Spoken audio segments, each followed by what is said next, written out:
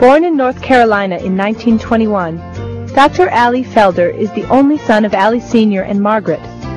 He has two sisters, Gladys and Margaret, who Allie says taught him the art of coping. After Allie's mother died when he was 9 years old, he was raised by his grandparents and later by his Aunt Robbie Wright. In 1945, Allie earned his undergraduate degree from Hampton University. He later earned his master's from the University of Illinois and his doctorate from Ohio State University. Allie met his wife Miriam while in college, and the two married in 1948. They raised two sons, Allie and Robert. Allie is particularly proud of his 5 grandsons, dubbed the Fabulous Five. During World War II, Allie served as a captain in the U.S. Army and later returned to Hampton Institute to become Associate Professor of Agricultural Economics and Rural Sociology. Of course, cooperatives were a large part of Allie's curriculum. In 1956, Jerry Voorhees, president of the Cooperative League of the USA, now NCBA, recruited Allie to accept a position with NCBA's program in India. An entire nation is grateful for this. Allie's involvement in India went beyond the call of duty, reaching into all cooperative sectors and making a tremendous difference in the lives of millions. For example, a team of U.S. cooperators recommended the creation of a fertilizer facility to help solve some of India's food problems. The idea was met with skepticism, but Allie kept it alive for 5 years through persistence and education. Thus, the Indian Farmers Fertilizer Cooperative was formed, now one of the largest producers of fertilizer in Asia. Seeing the need for electricity, Allie recruited NRECA to help start 5 rural electric co-ops in India. Thanks to this effort, 38 rural electric co-ops are now electrifying nearly 9,000 villages. Allie led a program of supervised credit in rural development in 15 Indian villages. This program was so successful that it became the model for the main national program to increase agricultural production in India during the early 60s. Allie also secured soybean oil for the National Dairy Development Board of India for its Oilseeds Growers Cooperative project. To date, this project has organized more than 5,000 co-ops with nearly 1 million members. In addition, Allie helped the Dairy Board get low-cost, high-quality milk to populated areas by creating dairy cooperatives. And he helped the National Cooperative Union of India develop new training methods and materials. As a result, Allie is still viewed today in India as a mentor and a teacher. For all of his work, the Prime Minister of India recognized Allie with the National Cooperative Union of India's Certificate of Honor.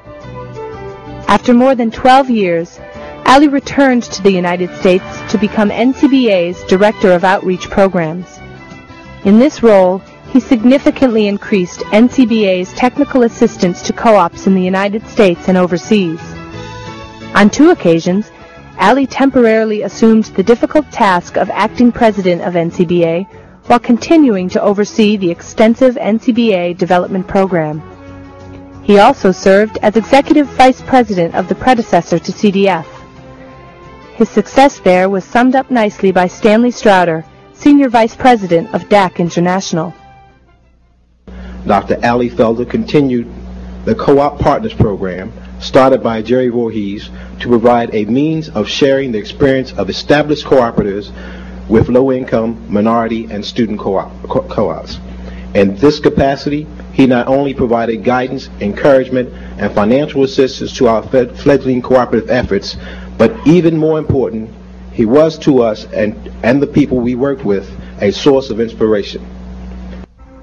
In fact, Allie helped raise $500,000 for these programs.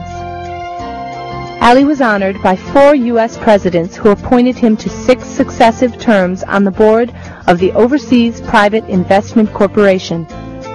Craig Nayland, former president of OPIC, said of Allie, I think those of you involved in the cooperative movement ought to know that this guy has been so helpful in getting many projects going involving cooperatives in the struggling third world nations, ranging from bus cooperatives in Ecuador to cotton gins down in Paraguay, to feed milling operations in Jamaica, seed growing operations in Turkey, all of these involving co-ops.